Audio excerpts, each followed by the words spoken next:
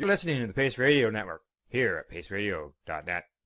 The views expressed by the individuals during this broadcast are their own opinions, and they may not be the same as those of their group or other organizations they may be involved with. All medical advice during our broadcast is not a medical opinion and should be checked with your medical physician.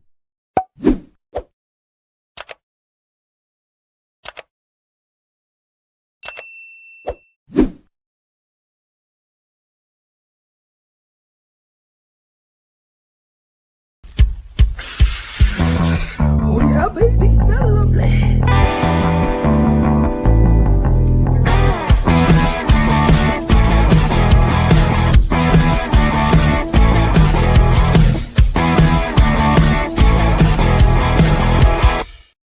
Good morning, it's May the 22nd, and welcome to Psychedelics and Cannabis Education and News, your cannabis and psychedelic news source, found here at paceradio.net. Good morning, Rev Sydney. How you doing? Good morning. I'm doing well. How are you? Not too bad. You know, it's rainy, drizzly, wet, cold, damp kind of day. So that's how I'm. They suck. We've got one of those coming tomorrow. I'm not looking forward to it. Yeah. It's we've had some nice weather. That was before its time, before it was supposed to be here.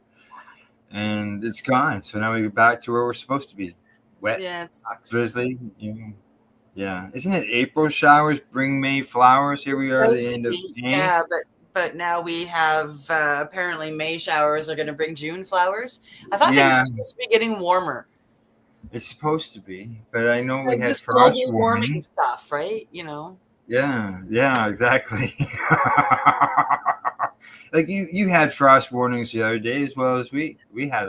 Last night we were people were warned to bring in their plants if they could, because or wrap their plants if they couldn't, because we had a frost warning. We got down to -1 last night, which is unbelievably unusual. Now it's not so unusual that like this is the first time it's happened. Right. Back in the 90s we had, and this was June 7th, 1991, I believe, if I'm remembering correctly. That's the date that's popping in. June 7th is right. 91 might be wrong. But I mean, I spent the day shopping with a friend, and we were summer dress shopping, right? Mm-hmm. And it was her birthday we were celebrating. So we went and got outfits to go out to the bar with. We, went home and got ready. Beautiful sunny day, 20 some odd degrees. Go to the bar, little sandals, little sundresses. We leave the bar at 1:00 in the morning, and there's like snow. And I'm talking there was already like 1.5 feet of snow on the ground. Yes. You just never know, do you? You never know. Exactly. All right. Well, same thing with the news. You just never know what's going to come up in the news. And today we're going to start off with a good news story for everybody here in Ontario when it comes to the cannabis stores. And the story is up. Okay. Coming to us from International Cannabis Business Conference, changes coming to Ontario cannabis stores. Yes, there is. Changes are coming to Ontario's emerging retail cannabis industry. The Ford government is reportedly loosening cannabis store restrictions that have historically forced brick and mortar retailers to cover their shop windows. And it says here, according to the Global News Report, it says, as part of its 2025 budget, the province announced it is planning to amend those rules to allow cannabis stores to operate with transparent windows like any other high street shop. And this goes on to say that the move is one of the industry has lobbied for and welcomed after it was announced in the budget. And as a customer, I completely agree that they should remove those. As a customer, and not that I live in Ontario and would ever go back to work for the government, but any potential bud tender, that's amazing news. Yeah. Well, it improves. Well, the article, I'll get to it, so you go ahead. To increase the comfort, security, and safety of both customers and employees of licensed cannabis retail stores, changes are being made to allow stores to improve their outside visibility, stated the government, according to the Global News report. These changes are intended to support legitimate local businesses by enhancing transparency and fostering a more welcoming environment for consumers while still protecting youth from exposure to cannabis. Requiring non-transparent windows negatively impacts cannabis retailers in various ways. Foot traffic in the area doesn't result in potential customers coming in to make purchases like it typically does for stores and other industries that have transparent windows. After all, window appeal, is predicated on customers being able to see through the windows. Yeah, as touched on in the news report, not being able to see through windows creates safety issues for cannabis retail staff and stores customers. Obviously, people with nefarious intent can still cause public safety issues even if windows are transparent. However, it helps mitigate potential issues to some degree to have better visibility and see if trouble is heading in the direction of the store.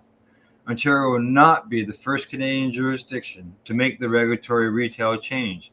Both Alberta and British Columbia have already permitted cannabis retailers to remove coverings from store windows. In addition to changes to store window regulations, Ontario is expected to place a special logo on domestic cannabis products to make consumers aware that the products were made in Ontario. Ah. Yeah. Well, I mean, I like all of that. Like, I mean, I'm still here stuck in Nova Scotia where we're in closets in the back of liquor stores. Right. But, I like seeing that. When I was out in BC and walking past stores that have open windows, it was really great to see the privatized stores doing that. That's and that I really like that little bit at the end there that they say, like, this stuff is grown in Ontario. As somebody who's, lucky enough to be able to travel this country, one of the things that I like to do in each province is I'll walk in and say, hey, what is grown and only sold here in whatever province I'm in? Well, and I know in our agricultural sector here in Ontario, they promote, grown in Ontario. Cannabis is an agricultural crop, whether you like cannabis or not. Yep. And we do that here. Like, we don't have any markings on the bags themselves for things that are grown here, but we do, like in the cannabis closets that we have here, everything that's local, that particular drawer or that particular shelf is outlined in blue with a great big local sign on it. So we know everything that's grown here in Nova Scotia. Right. So I kind of like that idea. Yeah. At least you know. Yeah. Right. And if you're looking to support local people, then you know where to purchase it, right? Yep. All righty. Time to move on to the next story. Oh, things are going to get interesting. Coming to us from the Marijuana Herald, DEA approval given to Red Light Holland and Irvine Labs to import psilocybin truffles for microdosing research. Really? The permit, granted after the DEA released its 2025 psilocybin quota in April, allows the companies to move forward with the shipment of 3 kilograms of raw psilocybin material from Red Light Holland's facility in Horst. Now, Irvine Labs, an FDA compliant and DEA registered operation, is licensed for prescription and over-the-counter drug manufacturing and is authorized to handle Schedule I substances, including psilocybin, LSD, and DMT. This milestone marks the latest steps in a growing partnership focused on developing standardized microdosing capsules with extended shelf life, using proprietary preservation techniques. The companies aim to redefine dehydration and packaging processes that retain the integrity of natural psilocybin compounds. The ultimate goal is to produce a stable, scalable product that can be used in clinical trials and potential government-funded pilot programs in the United States. What I just have to kind of stick in here. The reason why I find this story so interesting is because I mean, the DEA Yeah. bringing in psilocybin, that's number one. Red Light Holland is in Holland. So it is just outside of Amsterdam and Horst, Holland, Netherlands. It is owned by Todd Shapiro, who is Canadian. And Oh. Red Light Holland is Canadian owned, traded on the TSE. Oh, wow. There you go. Yeah. So yeah. it's 3 countries involved in this.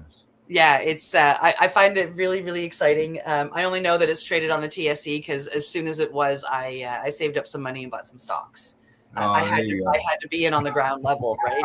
Very exciting stuff. Got in at the low end. That's good. Yep, All I right. did.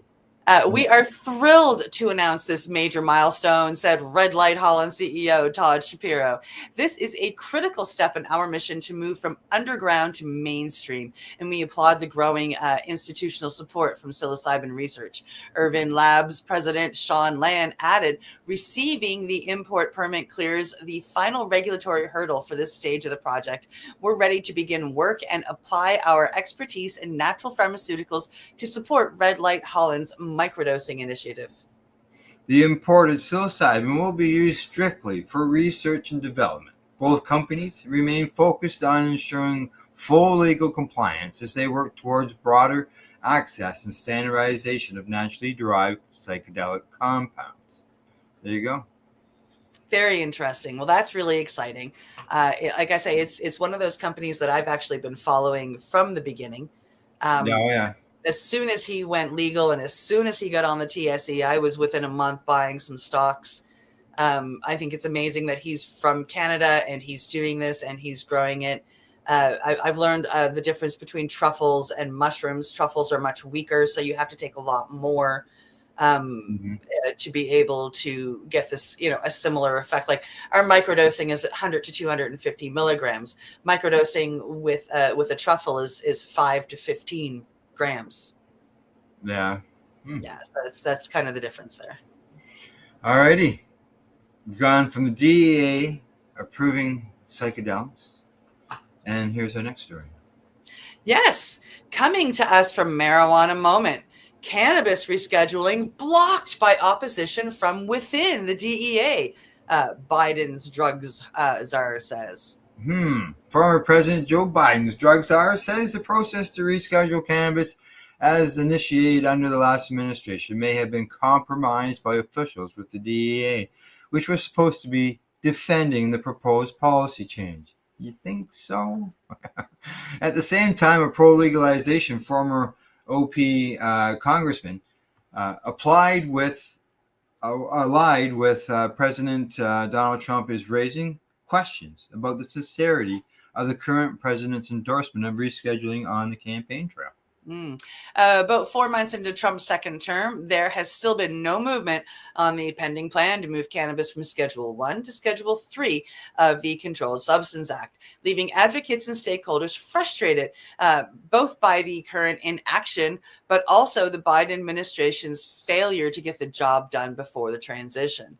According to former White House Office of National Drug Control Policy Director Rahul Gupta, that may have been due to deliberate resistance from within the DEA, as suspicion shared widely among supporters of the reform, including those involved in an administrative hearing that's been stalled for months, with no clear indication it will proceed anytime soon. I completely agree that there's been a stall for a reason. Now, Gupta goes on to say that we got stuck moving at the slow speed of government, which was also marred potentially by some opposing it from within. That's what he told the New York Times. Now, the article also featured interviews with the former senior DEA agent and former Rep. Matt Gaetz, who notably suggested that Trump's endorsement of a Schedule 3 reclassification on the campaign trail was essentially an attempt to shore up support among young voters rather than a sincere reflection of his personal views about cannabis. As far as speculation about DEA's role in the protracted process goes, there are several factors that have led many to conclude the agency's leadership internally opposed the proposal, including the fact that there was a break in the precedent when then Attorney General Merrick Garland signed off on it after the U.S. Department of Health and Human Services made the recommendation. Historically, the DEA administrator approves drug scheduling proposals. DEA had also previously raised a series of questions about the scientific review that served as the basis of its recommendation that some interpreted to mean it disagreed about the assessments about cannabis's medical value and a relatively low abuse potential, even though the agency technically serves as the proponent of the rule in since stalled administrative hearings. Others have alleged DEA had improper communication with prohibitionist witnesses in the lead up to the proceedings. Yeeper. That's the reports. What happens next in the process is uncertain, especially ahead of the potential Senate confirmation of Trump's pick to lead the DEA, Terrence Cole, who has declined to say whether he supports the proposal, but has previously voiced concerns about the dangers of cannabis and linked its use to higher suicide rates among youth. Trump, for his part, has not publicly weighed in on cannabis reform since taking office. And the White House did not include rescheduling in a recently released list of drug policy priorities for the administration. That tells you lots too, doesn't it? Anthony Coulson, who retired from the DEA in 2010 but remains close with former colleagues, told The Times he ultimately doesn't see the proposal moving ahead under the Trump administration. And he also suggested DEA deliberately delayed the administrative process in an attempt to quash it. Cannabis reform appears to be all but dead in this administration, Coulson said. To use a Trump term, it was rigged not to succeed. Other former DEA and HHS officials have separately expressed their sense that if rescheduling is going to happen, the president will need to proactively demand its completion. Meanwhile, Gates, pro-legalization former GOP congressman, who Trump first tapped for AG but withdrawal from consideration, made somewhat surprising comments about the president's position on the rescheduling, suggesting that his endorsement of the reform, while campaigning last year, may have been a politically motivated move to try and win over more young voters, but that he personally has a deep personal aversion to anything that dulls the senses. While Trump's position on the issue has evolved over the years, including several past comments supportive of medical cannabis, Gates says the president is totally intolerant to any reform that he believes will increase drug use. Wow, that represents a significant shift in rhetoric Gates used in an op-ed in March when he predicted that meaningful cannabis reform on the horizon under the Trump administration and praised the president's leadership in supporting rescheduling. By backing this move, Trump stands up for patients, small businesses, and especially our veterans. It is crucial that our federal agencies follow through on this effort and finally align federal cannabis policy with the will of the American people, he said at the time. Nevertheless, the fate of rescheduling remains murky under the Trump administration, and a Senate panel is positioned to advance the nomination of the president's DEA pick as early as Thursday, so that's today, which would add to the uncertainty. That said, Cole did tell the Senate Judiciary Committee last month that examining the rescheduling proposal will be one of my first priorities if he gets the role, saying it's time to move forward on the stalled process, but without clarifying what end result he would like to see. DEA recently notified an agency judge that the proceedings are still on hold, with no future actions currently scheduled as the matter sits before the acting administrator. Separately, last month, an activist who received a pardon for cannabis-related conviction during Trump's first term paid a visit to the White House, discussing future clemency options with the recently appointed pardon czar. Now, Cannabis Industry-backed Political Action Committee has also released a series of ads over recent weeks that have attacked Biden's cannabis policy record, as well as the nation of Canada, promoting sometimes misleading claims after the last administration, while making the case that Trump can deliver on reform. I know they're using reverse psychology, I think, on him on the ads. Yeah, that really looks like it, right? Its latest ad accused former President Joe Biden and his DEA of waging a deep state war against medical cannabis patients, but without mentioning that the former president himself initiated the rescheduling process that cannabis companies want to see completed under Trump.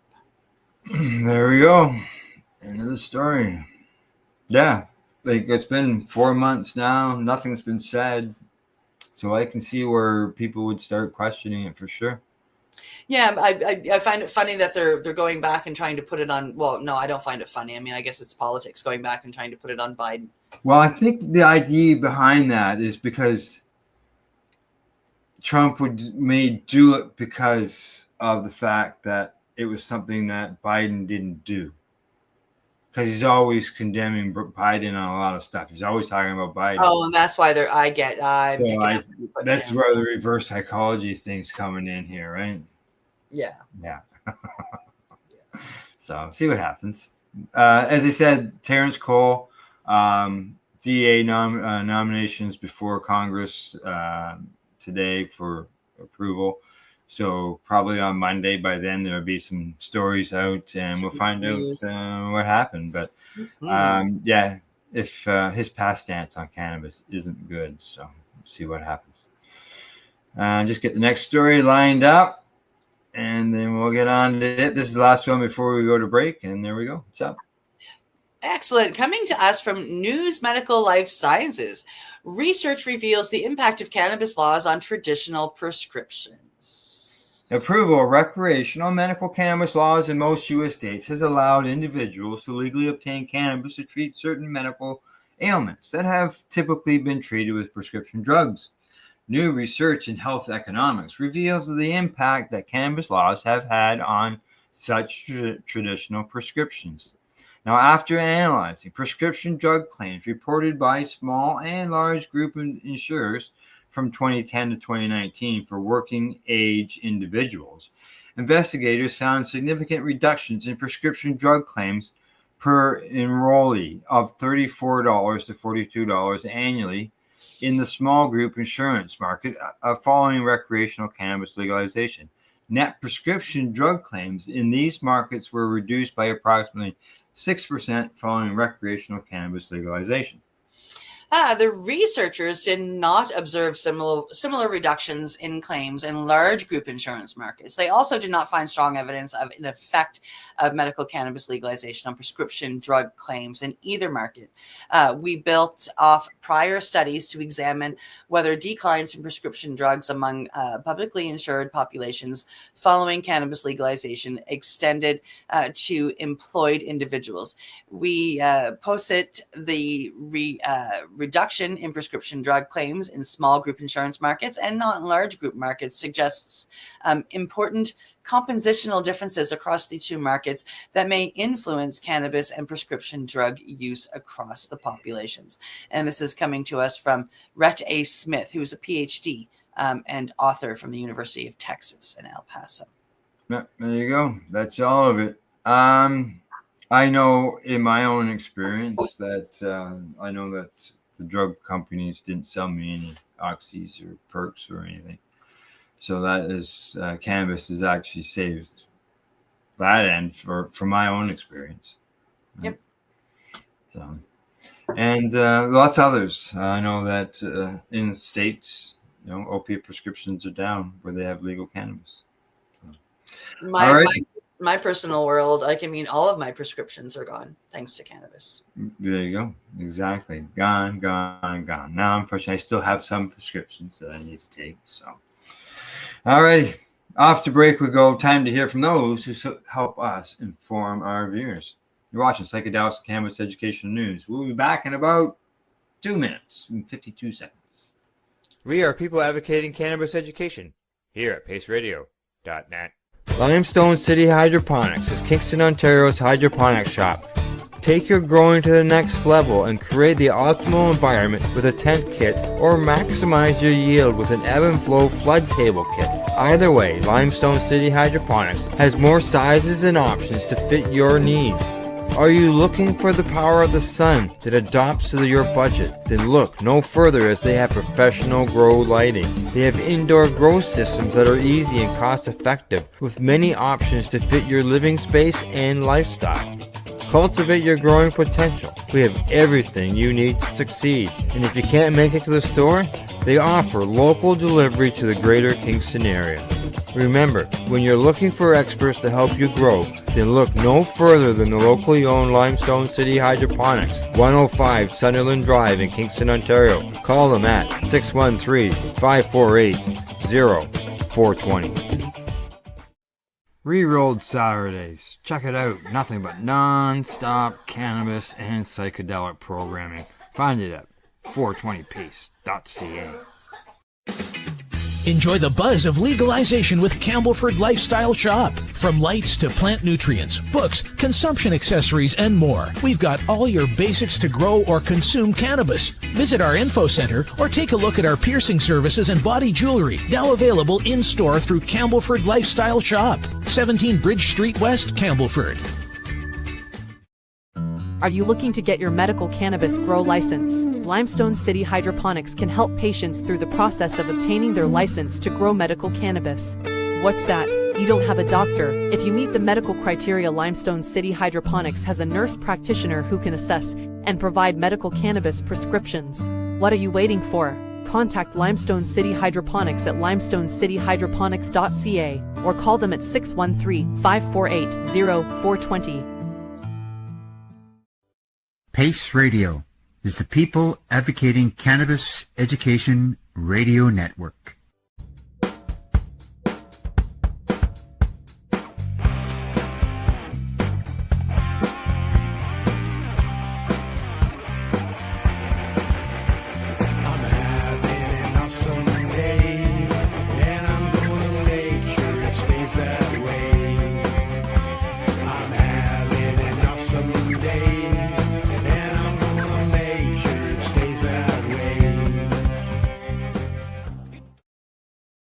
You're listening to the Pace Radio Network here at paceradio.net. All right, we got 4 more news stories coming at you. And that first one, I just had to shake my head. Here it is. It's up. It's crazy. Yeah, coming to us from Ganjapanor, Minnesota ends criminal penalties for bong water. Yeah. Exactly. I thought, what? You said that with a question mark at the end. I could just hear it in your voice. Mm-hmm. Yeah. Now, Judiciary and Public Safety Bill signed by Minnesota Governor Tim Walz over the weekend included provisions ending criminal penalties for bong water. That's right, bong water. Now, the Minnesota Reformer reports. Now, previously, quantities of bong water greater than 4 ounces could be treated like the pure version of whatever substance the bong was used for. 4 ounces of bong water used to consume methamphetamines, for example, could lead to a first-degree felony charge carrying a 30-year prison term and a $1 million fine. Like, what the? Wow. The language in the bill signed by Walz removes the provision and specifies that for charging purposes, a drug mixture does not include the fluid used in a water pipe or any amount of a controlled substance that is dissolved in the pipe's fluid. The change applies retroactively to August 2023, a broader drug paraphernalia bill that took effect at that time. Alicia Grants of the American Civil Liberties Union, which is representing in court a woman charged with a first-degree felony on account of water allegedly found in her bong, told the reformer the organization is glad to see the legislature fixed this loophole that allowed rogue prosecutors to put people suffering from addiction in prison for smoking drugs out of a bong. The state Supreme Court ruled in 2009 that bong water could be legally considered a drug. What the fuck? Relying on the testimony of a Minnesota State Patrol officer, right? Because they know everything, who claimed bong water could be kept for future use, either drinking it or shooting it in the veins. What? What the fuck is that? Wow.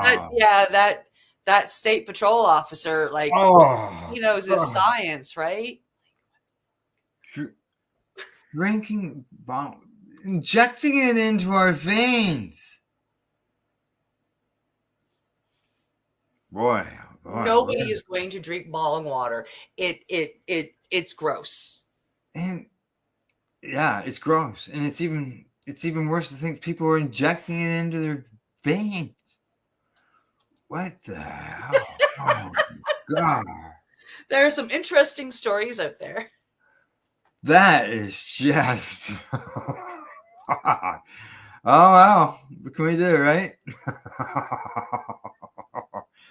Okay. Not only did that one surprise me, but so did the headline of our next story. And here we go. Coming to us from Marijuana Moment, DEA approves churches petition to use psychedelics in religious ceremonies without the need for a lawsuit. What? Really? Weren't we just talking about how the DEA wants nothing to do with legalizing cannabis? Yes. And you know, we've got two stories of the DEA approving psychedelic drug use. Yeah, we're shipping over. We're shipping over Canadian-owned Netherlands truffles to the States. Correct, to the U.S. And now we got another one where the DEA's approved this in a church, psychedelics being used in a church, and we can't even get cannabis scheduling even, remotely even started. Like, what the? Oh, well. Okay, here we go. Yes. Yeah, Marijuana Moment. DEA approves church's petition to use psychedelics in religious ceremonies without the need for a lawsuit. Yeah, exactly. A Washington State church says the Drug Enforcement Administration has approved its application for an exemption under federal drug laws to use the psychedelic ayahuasca in religious ceremonies. And for the first time, the agency granted the unique exception without legal challenges.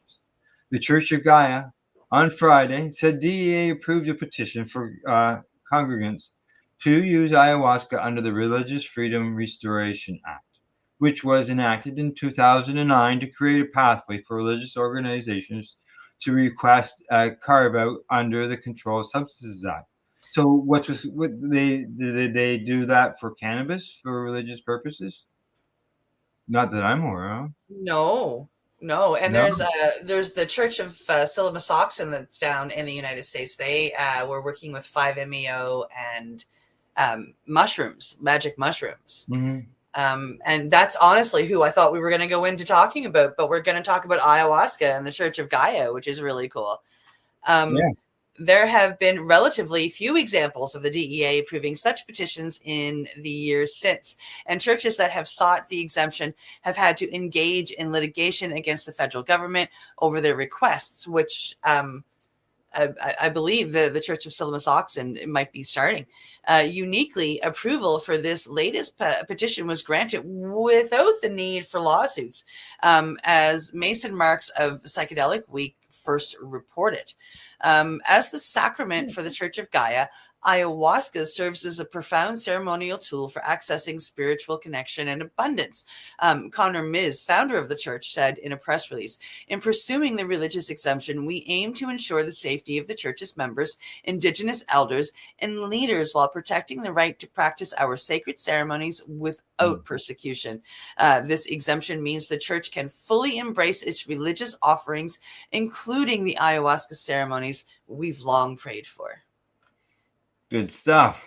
Well, it's not clear why this specific church's petition moved along without litigation that's come to be expected. The Government Accountability Office did encourage DEA in a report last year to reform the petition process for psychedelics-related religious exemptions under the RFRA. It says here that over an 8-year period from fiscal year 2016 through January 2024, DEA reported that 24 petitioners requested a religious exemption for various controlled substances. As of January 2024, DEA reported that none of these petitions have been granted an exemption, and all of the 6 for psilocybin, 3 were withdrawn, and 3 are pending a DEA determination. DEA's information also shows instances where finalized actions regarding exemption petitions related to other controlled substances have been pending a termination for an extensive period, one almost 5 years and one almost 8 years, it said. Musteo Tito Valera, a ceremonial leader for the Church of Gaia ceremonial, said that with the emerging use of Aya in the United States, it poses both unique opportunities and challenges. Ayahuasca has a deep spiritual significance in indigenous Amazonian cultures. It is important that those who wish to use it respect the sacred cultural contents of its traditional uses. Valera says, ayahuasca is not a plant, but a porthole to understanding oneself, nature, and the connectedness of all. Yeah. Meanwhile, okay, go ahead. In a lawsuit over the legal status of an Iowa-based church that wants to incorporate ayahuasca into its ceremonies, the Justice Department last year downplayed the significance a deal hammered out between the federal government and a separate Arizona-based church that also uses psychedelic brew as part of its practice. The ayahuasca church. Oh, I kind of like that. The ayahuasca Church of Healing. I love it. I'm going to go back to it. Like it's just perfect. First set, it's petitioned to DEA asking for an exemption around ayahuasca use in 2019. The church found an unusual ally in the anti-drug Senator Chuck Grassley, who court filings described as instrumental in expediting the regulatory appeals process back in 2021. A Grassley spokesperson told Marijuana Moment at the time that the senator's help shouldn't necessarily be viewed as an endorsement of the church's point of view on psychedelics. However, separately in February, a federal appellate court rejected the latest effort by a Washington state doctor who is seeking to legally use psilocybin to treat cancer patients in end-of-life care, ruling the DEA provided a reasonable explanation in denying the doctor's request. In the background of DEA's approval of the Church of Gaia's petition for the CSA exemption, advocates are closely following to see how the agency under the Trump administration navigates a pending proposal to federally reschedule cannabis that stalled out at the end of the Biden administration last year amid legal challenges by witnesses in an administrative hearing. President Donald Trump's pick to lead the DEA, Terrence Cole, has declined to comment to rescheduling cannabis or to say how he'd approach federal enforcement in states that have legalized cannabis. That's right. There you go. There you go. Just so you know, there still is a death penalty in U.S. laws. It's never been enforced, but there is a U.S. death penalty, and you have to have something like 60,000 plants. And there's also 60,000 pounds in order to meet that criteria. Would a licensed producer in a state maybe meet that criteria, being that there is no federal law on cannabis, like for cannabis, it's all anti-cannabis? Is that something that the federal government could come down on a licensed producer in a state?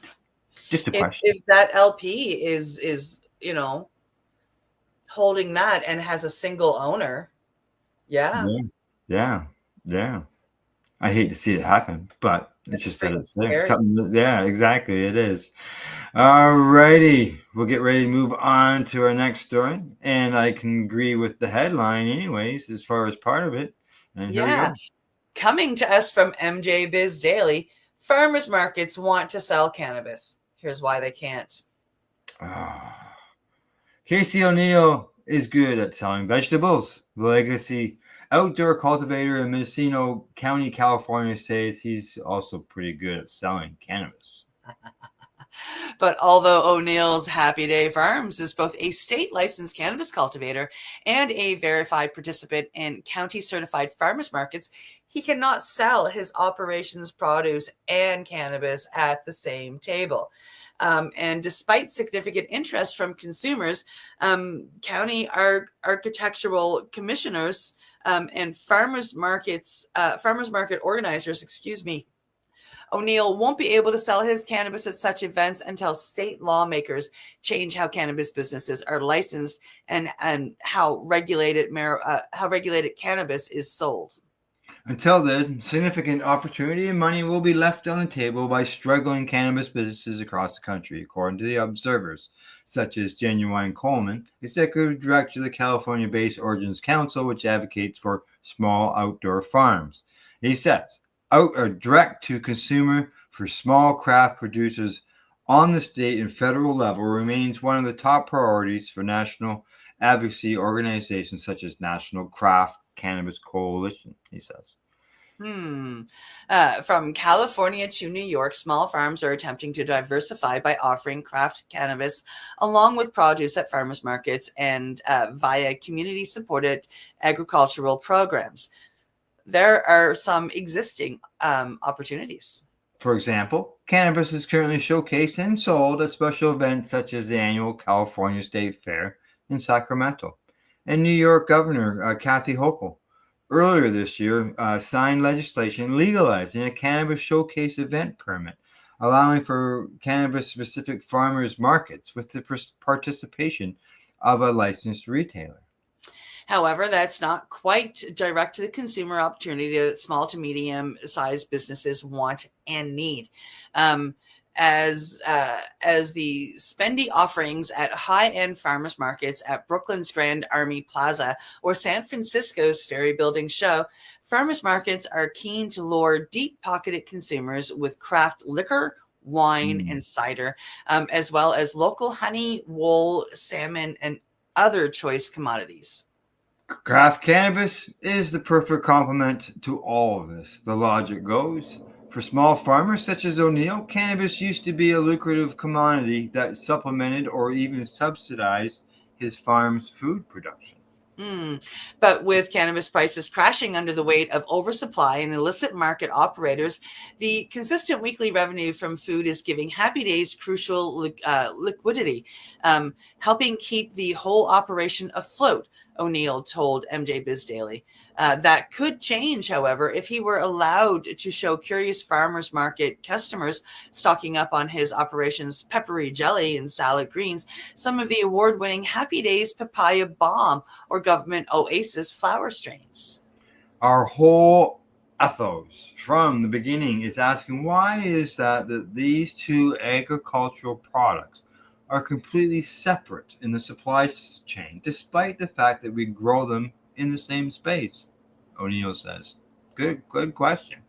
In the medical marijuana era, it was like a dream come true, he added. Yes. I found you. We had herb on the table, deli style. You could sample squeezing a nug and then take it home. And now, 10 years later, all of that is outlawed since California legalized adult use cannabis in 2016. It's been brutal, O'Neill said. Technically, O'Neill and other small cannabis could show consumers the products at farmers markets. But despite support from the Mendocino County Farmers Market Association and the county's agricultural commissioner, a combination of state and county law means forbid O'Neill from selling cannabis to consumers. That's in part because county zoning makes Happy Days ineligible for micro businesses permit that would allow the farm to be a vertically integrated cultivar and seller. The Mendocino County Board of Supervisors could at least tweak zoning rules to make cannabis licenses in more areas eligible for the micro business permit that allows for both cultivation and sales. But the state would have to make changes to what's allowed to be sold at farmers markets. For now, Unfortunately, cannabis is not on that list, said Mendocino County Agricultural Commissioner Angela Godwin, who fully supports cannabis sales at farmers markets. As far as I'm concerned, it's a legitimate agricultural product, she added. I don't know how you can possibly say it's not. Limited pilot programs which allow tracked and traced cannabis to be sold in controlled environments such as the state fair show that idea will work, but that's not really happening. That's not really helping the farmers, Godwin says. In New York, the State Cannabis Control Board on Tuesday took another step towards licensing cannabis showcase events, but it's not yet clear whether New York Office of Cannabis Management will allow licensed growers to take their wares to general farmers markets or keep sales to age-gated cannabis-specific events. My Ithaca Farms Market is very open to adding cannabis to it, says Alan Gandelman, who operates a farm in Finger Lakes areas and co-founded the Cannabis Association of New York, which advocates for small and medium businesses. O'Neill might be selling cannabis at farmers markets already had California Governor Gavin Newsom not intervened. Last September, around the time Newsom imposed an emergency ban on hemp-derived THC products, he declined to sign a bill into law that would have allowed cannabis cultivators to sell their products at state temporary events for up to 32 days per calendar year. That was a devastating blow to small farming community, said the Origins Council Coleman. Factoring into the governor's action was opposition from licensed retailers. So stores didn't like it. There also were concerns that a new direct-to-consumer sales model would undermine the existing retail licensing framework and place significant strain on the Department of Cannabis Control's ability to regulate and enforce compliance. California regulators, worried about maintaining track and trace controls, were reluctant to add another potential sales channel at the time when enforcing current rules is proving challenging, said Claudio Miranda, who's a co-founder and chief operating officer of San Francisco-based Buddhist, a cannabis product review app. It really boils down to two main issues, he said: chain of custody controls and making sure there's enforcement. Could they not just issue a permit to those people to sell their products? They would know who's selling. Yeah. That way they could help, with that enforcement and chain of custody controls, I would think. But who knows? Newsom said he was open to lawmakers trying to advance more legislation, but no such bills were introduced this year. That's leaving small farmers to ponder about other solutions while they wait for the law to catch up to what they argue is both a logical and desired solution. Allow them to sell their state legal cannabis at the same tables as they sell their other agricultural products. In an ideal world, I would sell cannabis at the farmers markets, O'Neill said. There are regulatory safeguards. It needs to be in compliant packaging. It needs to be tested, etc. But following these compliance standards, we should be able to do this. Yeah. I can't argue against them. Mm-hmm. It's it's an agricultural product. Farmers sell agricultural products, right? Alrighty, last story of the day, and we are heading overseas.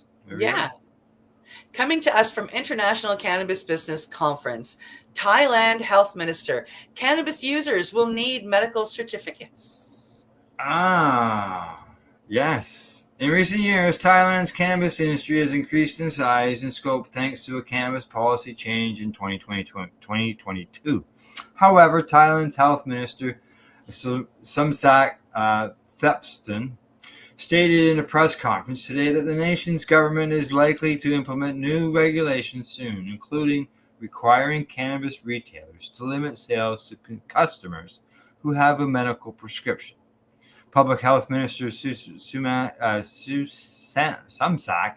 Thepston says cannabis users in Thailand will be required to have medical certificates to make sure that the plant is being used for medical purposes, according to the Bangkok Post. Interesting. I will improve regulations on cannabis use in Thailand. For example, cannabis smokers may have to show medical certificates. Foreign and Thai cannabis users must have medical certificates. That was going to be my question. Foreign and Thai cannabis. So we can go visit Thailand as long as we carry our prescriptions with us. That's what I was wondering too. Like, would they accept our medical documents for? Well, let's try a little dance here. That's pretty cool. Starting back in 1979, cannabis was scheduled as a Class 5 narcotic under Thailand's Narcotic Act. The act prohibited smoking, possessing, and selling cannabis. Thailand later legalized medical cannabis in 2019, and then in 2022, Minister of Public Health, the Minister of Public Health at the time issued a ministerial regulation removing cannabis from Thailand's list of narcotic drugs. Yeah, it was a big free-for-all. Thailand's historic cannabis policy shift in 2022 was supposed to pave the way for the nation's emerging cannabis industry to become a regional and international powerhouse. And to some degree, that is what happened. At one point, every household in the entire country could sign up to legally cultivate low THC cannabis plants, which a reported 1.1 million citizens of Thailand did. The public health minister indicated that there would be no plant limit for the government's cannabis cultivation program. Thailand's government also gave away over 1 million cannabis seeds directly to households that signed up for the program. A broad spectrum of government agencies in Thailand agreed to do their part to push Thailand's emerging cannabis industry forward after the 2022 policy change. But that was under the previous government.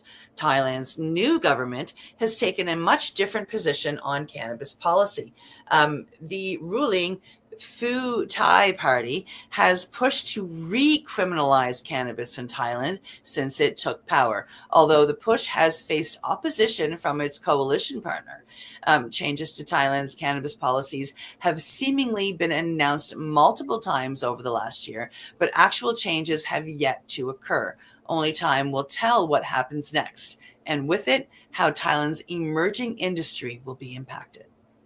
Yeah, that's just been a roller coaster ride for them over there. Yeah. When it comes to the cannabis issue. So it looks like it's going to continue, unfortunately. So yeah. Crazy. See what happens, you know. If that would mean that their stores would become medical stores. Well, I have a script, so I mean I'm still open to go to Thailand. Yeah, get some cannabis cool while you're there. Yeah. Yeah.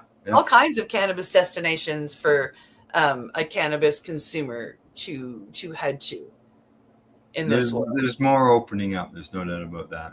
Yeah, exactly. All right. Anything else before we say goodbye? Oh, that's about it, I think. Have a great weekend. All right. That's it for today. We hope you found it educational and informative. Other than that, thank you to Campbellford Lifestyle Shop at At-Eze.ca and Limestone City Hydroponics, and to you, our viewers. Next up, you can watch Psychedelics and Cannabis Educational News Monday at 10 a.m. Other than that, don't forget to educate, medicate, and do not incarcerate. You're listening to the Pace Radio Network here at paceradio.net. The opinions of the individuals during this broadcast are their own, and may not be the opinions of their group or other organizations they may be involved with. All medical advice during our broadcast is not a medical opinion and should be checked with your medical physician. Enjoy the buzz of legalization with Campbellford Lifestyle Shop. From lights to plant nutrients, books, consumption accessories, and more, we've got all your basics to grow or consume cannabis. Visit our info center or take a look at our piercing services and body jewelry, now available in-store through Campbellford Lifestyle Shop, 17 Bridge Street West, Campbellford. Limestone City Hydroponics is Kingston, Ontario's hydroponics shop. Take your growing to the next level and create the optimal environment with a tent kit, or maximize your yield with an ebb and flow flood table kit. Either way, Limestone City Hydroponics has more sizes and options to fit your needs.